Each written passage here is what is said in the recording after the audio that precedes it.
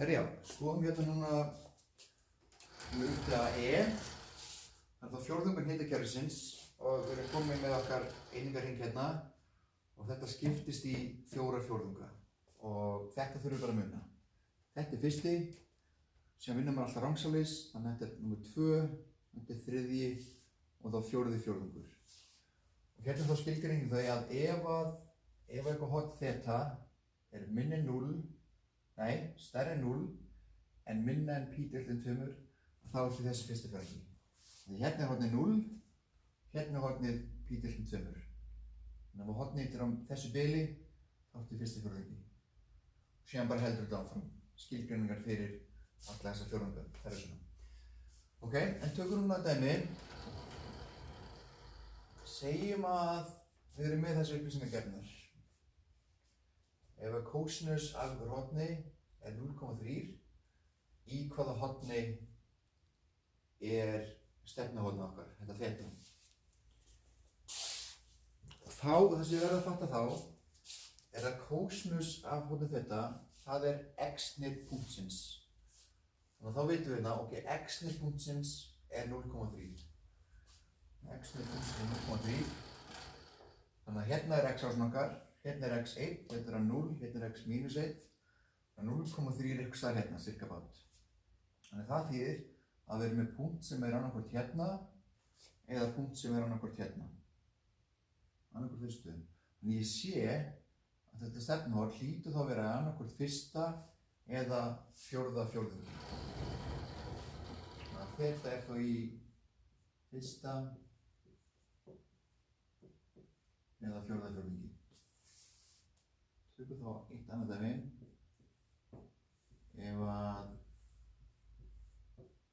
sínus af horninu er mínus 0,4 og kósinus af horninu er, segjum, 0,7.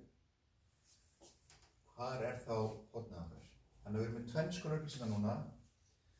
Þannig að skoðum núna okkar einingarhring og byrjum að skoða fyrra atriði. Það er að segja að sínus af horninu er mínus 0,3. Aftur sínus, það er þá uppsumagildið.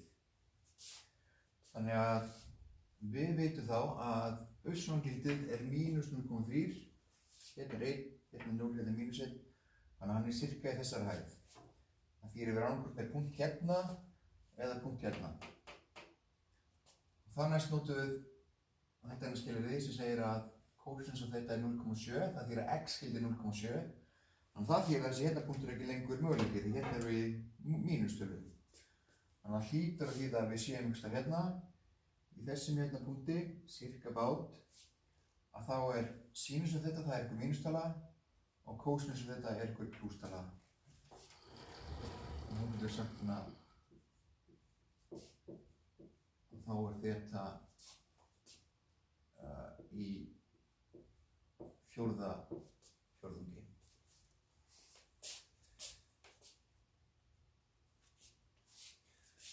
Nú annað sem við langar að fara í með ykkur, það er varðandi stærð á hornum. Þannig að ef við ímyndum okkur hérna að við erum á horn sem er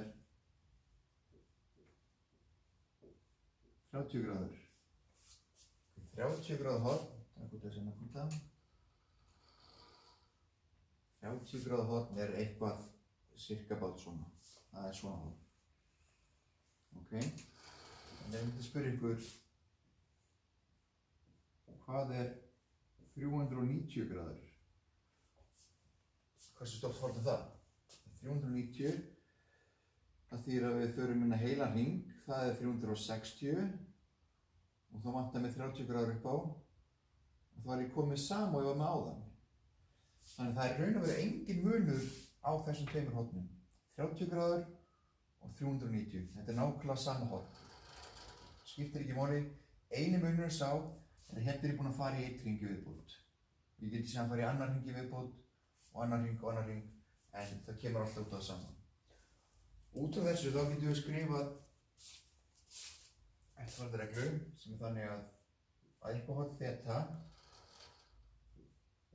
pluss 360 gráður sinnum eitthvað há sama þeta. Þannig að þetta hérna talan há, þetta bara fjöldi hringja. Þannig að eitthvað horn pluss eitthvað x margir hringir, skiptir ekki máli hversu margar hringi, það jafn mikið og upprunalega hornið. Þannig að alveg svo hérna, munurinn á þessu tvennu að ég búinn að taka 30 gráður, snúið heilan hring og þá komið 390. Ég get líka skrifa þetta við með radíana, að þeta pluss 2pi sinnum h, það líka samtals og þeta. Þetta bara 2pi í staðinn fyrir 360 gráður.